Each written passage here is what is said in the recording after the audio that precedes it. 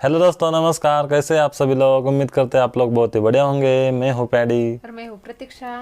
आज हम वीडियो लेके आए हैं। मुफ्ती सलमान अजहरी जी का बयान है, गुरु नानक जी की हुजूर से मोहब्बत, मतलब हमारे नबी से मोहब्बत।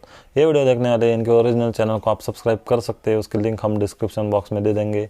और मुफ्ती सलमान अजहरी जी के बयान के लिए और भी हमारे चैनल पे बने रहिए और सब्सक्राइब कीजिए ऐसे और भी रिएक्शन वीडियो पाने के लिए। तो चलो दोस्तों, आज की वीडियो शुरू करते हैं। इसी तरह से मैं आपको बताऊं, सेकुलरिज्म के एतबार से जो लोग कोशिश कर भी गए, सेकुलरिज्म जो है सीधे उसका तर्जुमा अगर आप मुझसे पूछेंगे तो मैं कहूँगा मुनाफिकत।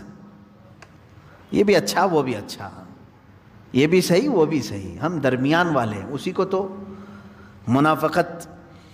बहरहाल सेकुलरिज्म में कुछ अच्छी चीज़ें भी हैं, मैं सारी चीज़ों की खराबी नहीं कर रहा हूँ। जब यहाँ हिंदुस्तान में हिंदू थे और मुस्लिम थे तो देखें, एक शख्स ने कोशिश की थी। मैं आपको बताता हूँ, बहुत सारे लोग कहते हैं ना सारे लोग एक हो जाएं, एक हो जाएं। मैं भी कहता हूँ एक हो जाएं, लेकिन तीसरे ना बन जाएं। आप अपनी आइडेंटिटी ख़त्म करके दूसरे के साथ होने की बात ना करें, अपने तशख़्ख़ुस के साथ रहें।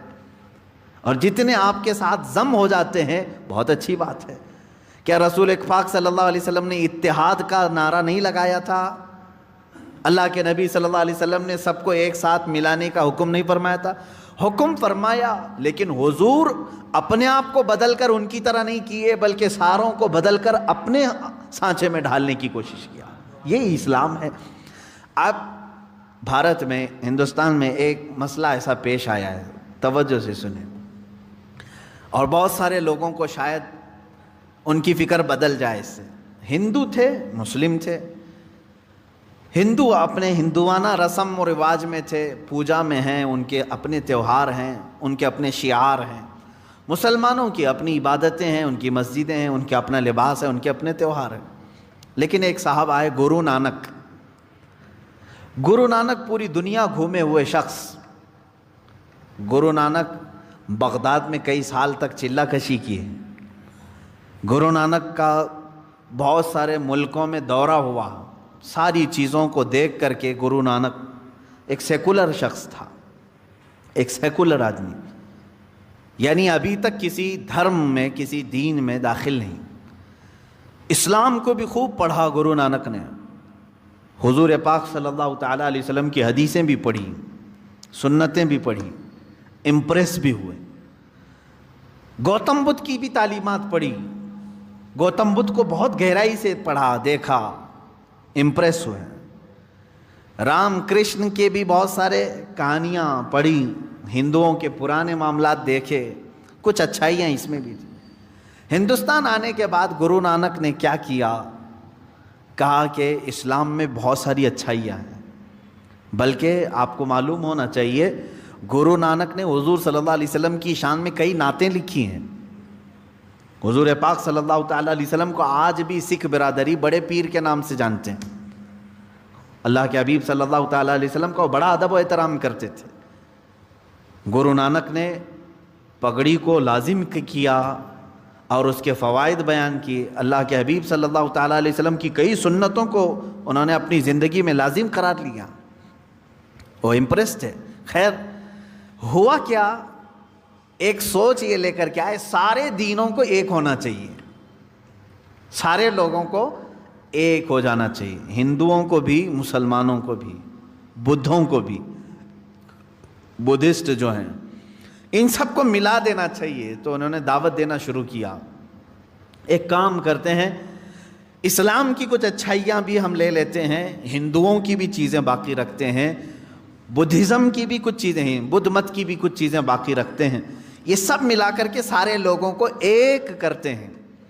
सोचा तो ठीक था इत्तिहाद के लिए। इस सोच पर काम शुरू किया, लोगों को बुलाया और एक लॉ तरतीब दिया। ये इस्लामी चीज़ें, हिंदू मत की चीज़ें, बुद्ध मत की चीज़ें सब जमा किया। कुछ फॉलोअर तो बन गए, लेकिन मेरे अजीज़ों, फ़र्क क्या पड़ा? हिंदू हिंदू ही रहे, मुसलमान मुसलमान ही रहे, तीसरे एक और बिरादरी पैदा हो गई, एक और दीन जन्म ले लिया। कौन सा? सिख। इन्होंने काम किस लिए किया था? सबको मुत्तहिद करने के लिए। تو میں کہتا ہوں کبھی کبھار جو اس طرح کے اتحاد کی بات کرتے ہیں وہ ایک تیسرا فرقہ جنم دے دیتے ہیں، ان کو تو ملا نہیں سکتے۔ اسی لیے ہونا کیا چاہیے؟ آپ لوگ یہ سوچ رہے ہوں گے کہ اتحاد ہونا ہی نہیں چاہیے۔ نہیں، میں چاہتا ہوں اتحاد۔ قرآن نے کہا ہے عیسائیوں سے اتحاد کے لیے کیسے؟ اللہ نے فرمایا تعالوا الی کلمۃ سواء بیننا وبینکم الا نعبد الا اللہ۔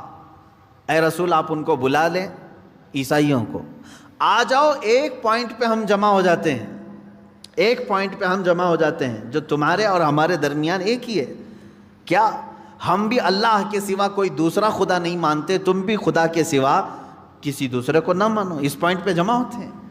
یہ اتحاد ہے جو قرآن کی دعوت ہے، یہ دوستی ہے۔ اس طرح کی دوستی کرو آپ، میرے کسی اصول پر فرق آنے نہ پائے، اس طرح کی دوستی آپ کرو۔ بعض لوگ سمجھوتے اور مصلحتوں کے نام پر، دوستی کے نام پر اپنے آپ کو بھی چینج کر لے جاتے ہیں، اپنا آپ بھلا لیتے ہیں۔ اس کی مثال میں یوں سمجھا دوں آپ کو، کسی کا دل رکھنے کے لیے اتنا نہ گر جاؤ کہ تمہاری جڑیں ختم ہو جائیں۔ ہاں، آپ کا گھر، میرا گھر یہاں سامنے ہے، آپ کا گھر ادھر ہے۔ آپ نے کہا کہ ہمارے اور آپ کے درمیان تلخی ہے کھڑکی کے معاملے کو لے کر کے۔ میں نے کہا ٹھیک ہے، کھڑکی ادھر سے ادھر نکال دیا، فرق نہیں پڑے گا۔ سامنے والے نے کہا کہ کھڑکی آپ کی ادھر کھلتی ہے، اگر ادھر نہ ہو تو ہمارا آپ کا کوئی مسئلہ ہی نہیں۔ تو میں نے اتحاد کے لیے، ان سے محبت کے لیے اپنی کھڑکی بدل لی۔ کبھی سامنے والے نے کہا آپ کی چوکھٹ جو ہے وہ بہت اونچی ہے، تھوڑی چھوٹی ہوتی تو ہمارا اور آپ کا کوئی اختلاف ہی نہیں ہوتا۔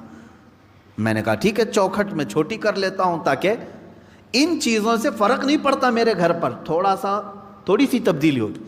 سامنے والے نے یہ کہا اگر آپ کے پائے سے جو ہے نا بڑا مسئلہ ہے میرے لیے، یہ پایا نکال دو تو ہمارا اور آپ کا اختلاف ہی ختم ہو۔ یہ کون سی بات ہوئی بھائی؟ یہ تو پائے کی بات کر رہا ہے، میرے گھر کے پائے کی بات کر رہا ہے کہ پایا آپ کا یہ نکال دو تو میرا اور آپ کا اختلاف ہی نہیں رہے گا۔ تو تم کیا چاہتے ہو کہ میں کھلے میدان میں آؤں تب اختلاف ختم ہوگا تمہارا؟ اسی طرح میرے عزیزوں، کبھی کبھار اتحاد کے نام پر آپ سے یہ کہا جائے گا صرف ٹوپی تمہاری ہمارے لیے دقت کی بات ہے، تم نکال دو، داڑھی تمہاری ہمارے لیے دقت کی بات ہے، نکال دو، ہمارا تمہارا اتحاد ہوگا۔ یہ کرتے کرتے مسلمان آج یہاں کو پہنچا کہ اب وہ یہ کہنے لگ گئے قرآن تمہارا اور ہمارا یہ بیچ میں ملنے نہیں دیتا، اس کو ہٹاؤ، تمہارا اور ہمارا اتحاد ہو جائے گا۔ یہ آگے پائے پر، آگے بنیاد پر بات۔ ہاں، اس طرح کی باتیں آج ہو رہی ہیں کہ قرآن جو ہے تمہیں منع کرتا ہے کافروں سے دوستی کے لیے، ایسی آیتیں ہیں، اس کو ہٹا کر باہر رکھ دو، تمہاری اور ہماری دوستی، اختلاف ختم ہو جائے گا۔ عزیزان گرامی وقار، میں نے بہت اچھی مثال سے آپ کو سمجھایا، جہاں کوئی بات آدمی پائے کے متعلق کہنے لگ جائے تو یہاں سمجھوتا نہیں ہوتا، ورنہ تم در در کی ٹھوکریں کھاتے ہوئے میدان میں بھٹکتے رہو گے، تمہارا اپنا کوئی دین ہی نہیں رہے گا۔ اگر کوئی تمہیں اس بات پر سمجھوتا کرنے کے لیے کہتا ہے کہ تیری اور میری دوستی باقی رہے گی، بس ایک نام محمد ہٹا دے صلی اللہ علیہ وسلم، حضور پاک صلی اللہ تعالیٰ علیہ وسلم کو کیا ہم اپنے درمیان سے ہٹا دیں؟ وہ تو پورے جڑ کی بات کر رہا ہے۔ تو یہاں سمجھوتا نہیں ہوتا، اس طرح کی دوستیوں سے اللہ رب العزت نے منع فرمایا، اے ایمان والو ان لوگوں سے دوستی نہ کرو۔ کس بنیاد پر؟ کہ کہیں وہ تمہیں کفر میں نہ لے جائیں۔ ہاں، میں نے ظاہر کر دیا آپ کے سامنے، تجارت میں دوستی ٹھیک ہے، پڑوس میں ہے نان مسلم کسی بھی دھرم کا رہنے والا، اس کے ساتھ دوستی رکھ سکتے ہو آپ۔ اگر وہ بھوکا ہے تو آپ کھانا کھلا سکتے ہو، اگر بے لباس ہے تو آپ لباس پہنا سکتے ہیں۔ اسلام نے یہ تمام چیزوں کی اجازت دی۔ تجارت میں تم معاملات کر سکتے ہو، پڑوس ہونے کے اعتبار سے معاملات کر سکتے ہو، تمہارے کلیگ ہیں، ایک ساتھ نوکری کرتے ہیں، جاب کرتے ہیں، ایک دوسرے کے ساتھ پڑھتے ہیں، پڑھاتے ہیں، ان معاملات میں تم تعلقات رکھ سکتے ہو۔ یہاں جو ممانعت آئی ہے وہ دینی معاملات کے سلسلے میں۔ اسی لیے میں کہتا ہوں عام مسلمانوں کو یہ چاہیے کہ وہ دینی معاملات میں ان لوگوں کے ساتھ ڈسکشن پر بھی نہ جائیں، نہ کریں۔ ہاں، جب کبھی دھارمک معاملات پر بات کرنے کی نوبت آ جائے تو ان لوگوں سے یہ کہیں کہ ہمارے دھرم کو جو زیادہ جانتا ہے وہ بیٹھے، تمہارے دھرم کو جو زیادہ جانتا ہے وہ بیٹھے، یا ان کی فیلڈ ہے وہ گفتگو کریں گے، ورنہ تمہیں ان تمام چیزوں میں الجھا کر کے کبھی قرآن کے بارے میں تم سے سوال کر دے گا، تمہارے قرآن میں ایسی بات آئی ہے، کیا ضروری ہے تم کو ہر چیز کا اس کو جواب دینا؟ اب مثال کے طور پر کوئی میڈیکل کا اسٹوڈنٹ ہے، اس سے ایگریکلچر کے بارے میں پوچھا جا رہا ہے، تو کیا ضروری ہے اس کو ہر چیز کا جواب دینا؟ وہ بس اتنا کہہ دے کہ ایگریکلچر کا جو اسٹوڈنٹ ہے اس سے یہ رابطہ کر لیں، آپ وہاں کے ٹیچر سے آپ پوچھ لیں، یہ میری فیلڈ نہیں ہے۔ تمام نوجوانوں سے میں یہی کہوں گا کہ آج کے زمانے میں ڈیبیٹ کا سلسلہ بہت شوق سے دیکھا جاتا ہے اور کیا بھی جاتا ہے۔ ہاں، میں نے اس سے قبل شاید بتایا ہوگا، رات کے 3 بج رہے تھے، ایک بار مجھے فون آیا، رمضان کے ہی موسم، اسی رمضان کے وقت رات کے 3 بجے کے قریب، شہری کو ابھی تھوڑا ٹائم باقی تھا، اور اتنی رات کو فون آئے تو تھوڑا سا قلق ہوتا ہے کہ پتہ نہیں کوئی ایمرجنسی تو نہیں۔ جھٹ سے میں نے اٹھایا، نیند خراب، سامنے والے نے کہا کہ حضرت ایک بہت ضروری مسئلہ ہے۔ کہا کہ کیا بات ہے بیٹا؟ کہا مناظرہ چل رہا ہے، ایک سوال آ گیا ہے، مناظرہ چل رہا ہے، مناظرے کے بیچ میں رات کے 3 بجے مناظرہ چل رہا ہے۔ اچھا، کس کے ساتھ؟ کہا کہ وہ سلفی ہے، اہل حدیث ہے، اور ان کے ساتھ مناظرہ چل رہا ہے۔ مسئلہ کیا ہے؟ حضور پاک صلی اللہ تعالیٰ علیہ وسلم کی ذات کو لے کر کے کوئی مسئلہ تھا۔ میں نے کہا اتنی رات میں یہ اٹھا کر کے پوچھ رہا ہے؟ میں نے کہا بیٹا یہ کہاں چل رہا ہے؟ کہا بس حضرت ہمارے گلی کے باہر، ہم گھر کے باہر ہی بیٹھے ہوئے ہیں، یہ کٹے پر بیٹھ کر رات کے 3 بجے مناظرہ چل رہا ہے اور فون لگا رہے ہیں ہمیں رات کے 3 بجے۔ عزیزان گرامی وقار، میں بچوں سے کہتا ہوں، اے میرے عزیزو، یہ تمہاری فیلڈ نہیں۔ کسان کے ہاتھ میں اگر چاقو دے کر کے کہو کہ پیٹ کا آپریشن کرے تو پھر وہ کیا کرے گا؟ معلوم ہے کیا کرے گا؟ جس طرح وہ کدال اور پھاوڑا چلاتا ہے کھیتی باڑی میں، اسی طرح تمہارے جسم کے ساتھ بھی چلائے گا۔ دین کے اصول اور دین کی باریکیاں علماء کے لیے چھوڑ دیں، یہ تمام ڈیبیٹ کا حصہ بننے کی کوشش نہ کریں۔ خاص طور پر نان مسلم کو اس طرح کی دعوت دینا، ڈیبیٹ کرنے کے لیے بلانا، میں کہتا ہوں یہ سب کی فیلڈ نہیں ہے۔ اللہ تبارک و تعالیٰ نے جو آیت کریمہ میں فرمایا، اے ایمان والو کافرین کو دوست نہ بناؤ مومنین کے سوا، تو یہاں کون سی دوستی مراد ہے؟ دینی معاملات کی دوستی، اس کو سمجھ کر کے چلیں۔ دینی معاملات کی دوستی اسلام نے ناجائز رکھا ہے، باقی دوسرے معاملات میں دوستی کو ہم نے جائز قرار دیا ہے۔ تو واقعی میں کافی اچھا ویڈیو تھا، اور مفتی سلمان اظہری جی کا یہ بیان تھا۔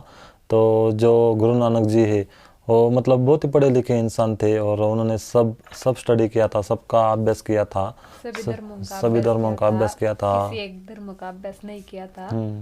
تو ان کا مطلب وہ بغداد سے لے کر جب ہندوستان میں آئے تب انہوں نے مطلب قرآن بھی پڑھا اور بدھزم کا بھی اسٹڈی کیا، مطلب سبھی دھرموں کا انہوں نے اسٹڈی کیا اور لوگوں کو ایک جٹ لانے کا پریاس کیا، لیکن ایسا نہیں ہو سکا۔ سبھی کے رواج الگ الگ ہوتے ہیں، سبھی دھرم کے رواج الگ الگ ہوتے ہیں، تو انہوں نے یہی کوشش کی کہ سبھی کو ایک لانے کی، لیکن مطلب ان کا کہنا تھا کہ بھگوان ایک ہے، خدا ایک ہی ہے، لیکن وہ یہ کرتے کرتے انہوں نے مطلب ایک دوسرا یہ دھرم بنا، سکھ دھرم، تو ہمیں پتہ ہے گرو نانک جی نے ہی بنایا ہے۔ تو واقعی میں کافی اچھا ویڈیو تھا، اور آپ کو کیسا لگا یہ بتائیے۔ اس کے اوریجنل ویڈیو کے لنک ہم ڈسکرپشن باکس میں دے دیتے ہیں، ان کے چینل کو بھی سبسکرائب کیجئے، اور ہمارے چینل کو بھی لائک کیجئے، شیئر کیجئے اور کمنٹ کیجئے۔ تو ٹھیک ہے دوستو، آج کے لیے بس اتنا ہی، ہم ملتے ہیں نیکسٹ ویڈیو میں۔ تب تک کے لیے اپنا خیال رکھیں۔ Bye bye.